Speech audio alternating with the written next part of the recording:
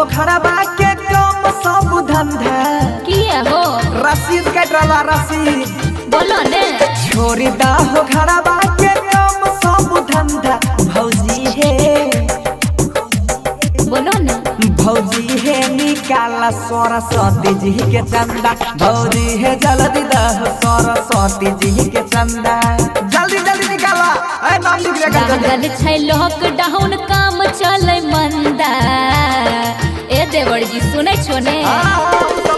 लागल छै लॉकडाउन काम चले मंदा देवरा हो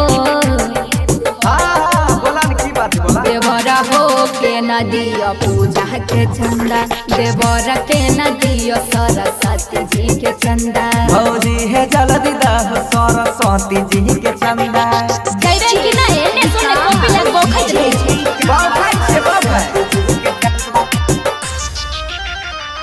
मटिया के अनासी टमाटी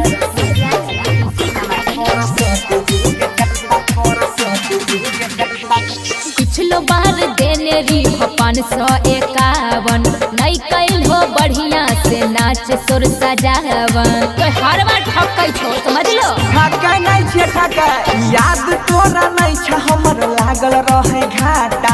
अबरी करे छिया यार के सपाटी साटा डीजे पर पी खाई के नाच कर भोगंदा देवर हो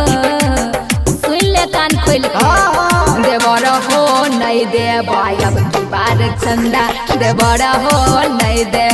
अब की बार चंदा सोना भौजी हमर दादा हो पूजा के चंदा ए रे छोरा तो अपना माइक जल्दी बोला जल्दी जल्दी पर्ची कटा जल्दी देवर के ना दियो सरस्वती जी के रही छो जब हमरा इतना तू जिद हो काटी ले 251 के रसीद हो 200 से कम नहीं चलता है हमर भौजी 500 गइन छिए महंगा वाला पंडाल मूर्ति 200 300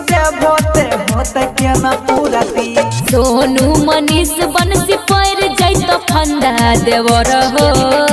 बोला ना भौजी बोला एहो प्रसादी दैले ऐहा लेला पूजा के चंदा देवर हो लेले हई पूजा के चंदा जियो जिया हमर भौजी देला पूजा के चंदा जरूर आइयो मेला में अबरी बंसी एक प्रोग्राम छै